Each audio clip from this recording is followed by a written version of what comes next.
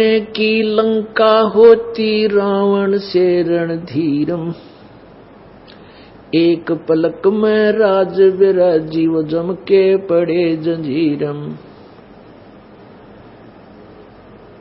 मन तो सुख के सागर बसरे भाई और न ऐसा यस रे, मन तू सुख के सागर बसरे भाई और न ऐसा यस रे। परमपिता परमात्मा सर्व सृष्टि रचनहार कुल मालिक कबीर देव कबीर प्रभु अल्लाहु कबीर अल्लाहु अकबीर हक्का कबीर गॉड कबीर, ये वही परमेश्वर है जिसने सर्व ब्रह्मांडों की रचना की और जिसने सर्व जगत की उत्पत्ति की। ये वही परमात्मा है जो आज से लगभग 600 वर्ष पूर्व बनारस में भारतवर्ष की पवित्र भूमि पर एक शिशु रूप धारण करके सन 1398 संवत 1455 में एक कमल के फूल पर लहरतारा तालाब में शिशु रूप धारण करके प्रकट हुए थे। और उस लीला में शरीर में जब वो बड़े हुए तो जुलाहे का कार्य करते थे, जिस कारण से वो धानक जाति से धानक जुलाहा कहलाए। वो परमात्मा हम सभी पुण्यात्माओं के, सभी आत्माओं के, चाहे आज कोई चींटी बना है, हाथी बना है, पशु पक्षी, जल के जीव जंतु बने हैं, राजा बना है, देव बने हैं, महादेव बने हैं, ब्रह्मा विष्णु महेश बने हैं, इन सभी आत्माओं के वो कुल मालिक हैं, वो हमारे परम पिता हैं।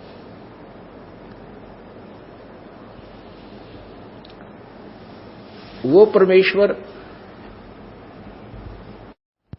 हमें ये ज्ञान देना चाहते हैं यहां आकर के कि तुम यहां गलत स्थान पर फंसे हुए हो। ये काल भगवान की कैद है, जेल है, और तुम इसको जेल नहीं मान रहे हो। तुम इसको अपना निज स्थान मान करके यहीं पर आपसी द्वेष करके, एक दूसरे से झगड़ा आदि करके, और केवल यहां की भौतिक सुविधा को प्राप्त करने के लिए अपना जीवन व्यर्थ करके काल के इस कैद में ही, इस जाल में ही फंसे रह जाते हो।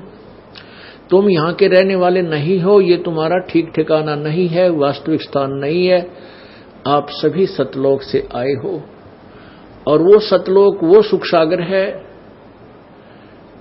वो सुख सागर है जहां कोई दुख नाम की चीज नहीं। समुद्र में जल के अतिरिक्त कोई भी वस्तु आपको दृष्टिगोचर नहीं होती। जहां देखे वहां जल ही जल, जल ही जल अथाह सागर। ऐसे ही उस परमेश्वर के सत्यलोक में जहां हम पहले रहते थे और जहां से हम अपनी गलती के कारण काल की कैद में फंस गए हैं, तो वहां कोई दुख नाम की चीज नहीं है। इसलिए उसको बेगमपुर भी कहते हैं, उसे सुख का सागर कहते हैं। वो सुख सागर की परिभाषा कैसे बताई जाती है कि उस लोक में जाने के बाद हम कितने सुखी हो जाएंगे। शंखों लहर मेहर की उपज, कहर नहीं जा कोई, दास गरीब अचल अविनाशी, सुख का सागर सोई।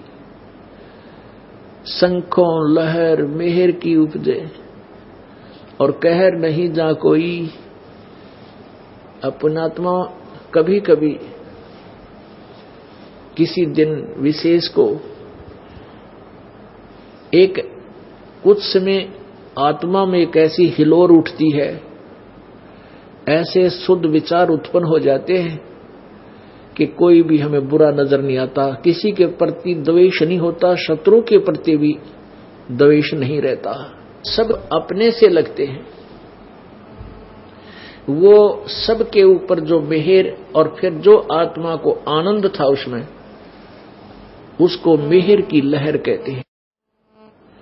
और वो अक्षीणिक होती है, कुछ सेकंड की होती है, फिर वो बनाए से भी नहीं बन पाती, कितनी चेष्टा कर ले। तो उसको उसके लिए बता, उसके बाद फिर उस मेहर की लहर के चले जाने के उपरांत वही कहर की लहर प्रारंभ हो जाती है। पता नहीं क्या क्या हमारे ऊपर टेंशन बनी हुई है, मानसिक परेशानियां, वो ऐसे कर देगा, मैं उसको ऐसे कर दूंगा, वो घाटा पड़ गया है, ऐसे हो गया, वैसे हो गया, बच्चा फेल हो गया, लड़की ब्याही थी, अनबन चल रही है, बटेऊ यानी दामाद शराब पीता है, बेटी को तंग करता है, यानी ना जाने कितने प्रकार के कहर इस आत्मा पर टूट जाते हैं। तो परमात्मा हमें ये बताना चाहते हैं कि तुम यहां काल के जाल में फंसे, अब इस कांटेदार झाड़ियां के जंगल में हम उलझ गए तो कांटे तो लगेंगे ही लगेंगे। ये स्थान है ही नहीं जिसको हम बगीचा मान कर आए थे। हाँ, जब हम उस बाग बगीचे में चले जाएंगे वहां कांटे नहीं, छाया, शीतल हवा, शीतल छाया, ठंडी हवा, खाने को फलदार वृक्ष वहां मिलेंगे उस बाग में जाने से। हम बाग के स्थान पर हम झाड़ीदार कांटेदार झाड़ियों में फंसे हुए हैं। हमारे परमात्मा हमें रास्ता दिखाने आए हैं कि तुम इस बबूल के वन से, इस किक्कर के वन से निकलकर बाग में चलो, वहां तुम्हें हर सुविधा होगी। तो क्या बताते हैं कि शंखों लहर मेहर की उपजे, आत्मा गद गद रहती है, कोई द्वेष नहीं, वहां कोई भाई बंटवारा नहीं, किसी चीज का अभाव नहीं, फिर राग ना द्वेष बने। अपने आत्मा आप यहां आते हो इस सतलोक आश्रम बरवाला में,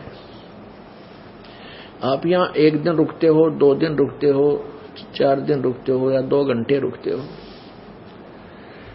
आपको यहां किसी प्रकार का कोई किसी से द्वेष नहीं, ना किसी से राग बनता।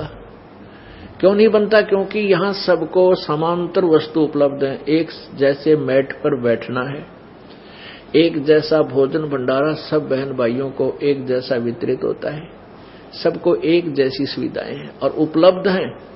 तो यहाँ राग द्वेष किस लिए बनेगा? और यहाँ भी राग द्वेष बनाता है तो वो भक्त नहीं है, बालक बुद्धि है उसकी।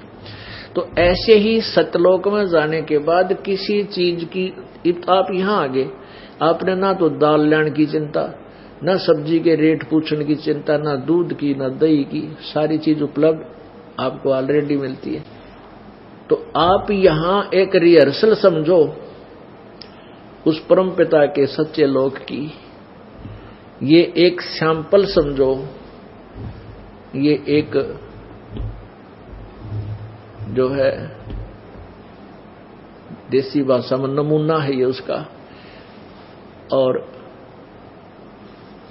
वास्तविक वहां पर क्या सुख होगा? यहां तो गर्मी भी लग जाती है, चलो बेसिक पंखे वगैरह ला दें, कूलर भी प्रबंध कर दे, फिर भी गर्मी महसूस हो जाएगी, लेकिन वो आपसी जो राग द्वेष चिंता वो कति खत्म हो जाती है।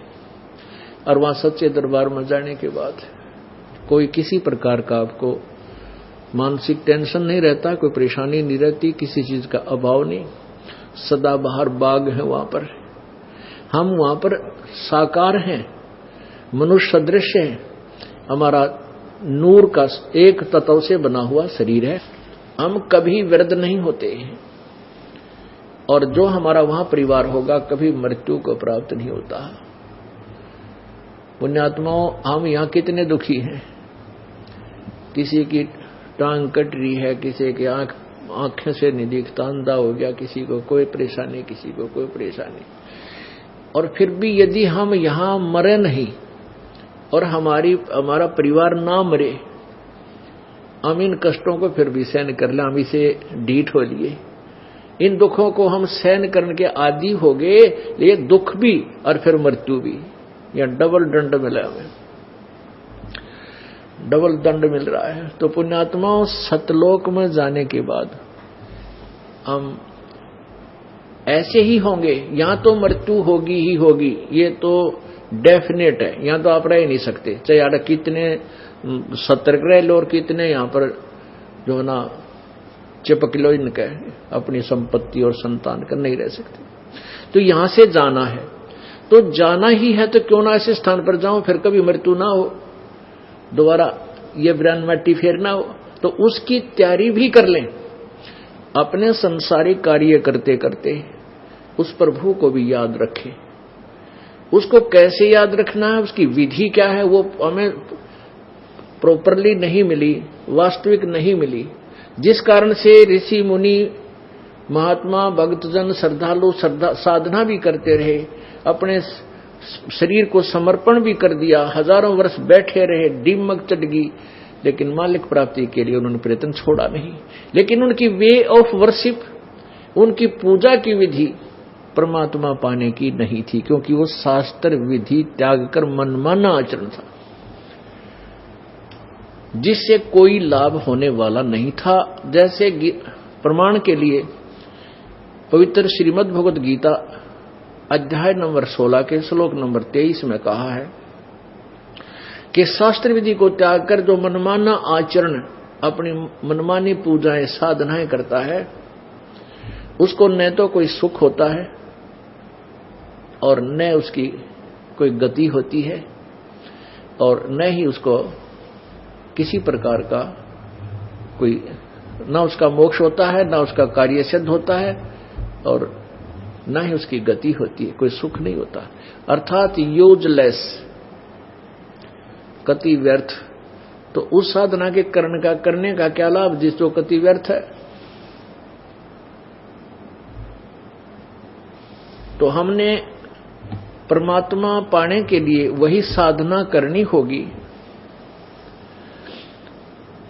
जो वास्तविक है। तो परमात्मा क्या बताते हैं, उस सत्य साधना को करके शास्त्र विधि अनुसार पूजा साधना करके आप सतलोक चलिए। अब यहां से तो आपने जाना पड़ेगा, और वहां जाने के लिए साधना इतनी सिंपल है, इतनी साधारण है। रोगी कर सकता है, कोढ़ी कर सकता है, बूढ़ा कर सकता है, बच्चा कर सकता है, कोई नहीं बैठ सकता लेट कर सकता है, चलते फिरते कर सकता है, काम करते करते कर सकता है। हम परमात्मा की भक्ति में रुचि क्यों नहीं लेते थे? क्योंकि हमने ये सोच रखा था कि परमात्मा पाने के लिए हमें बहुत समय देना पड़ेगा अलग से।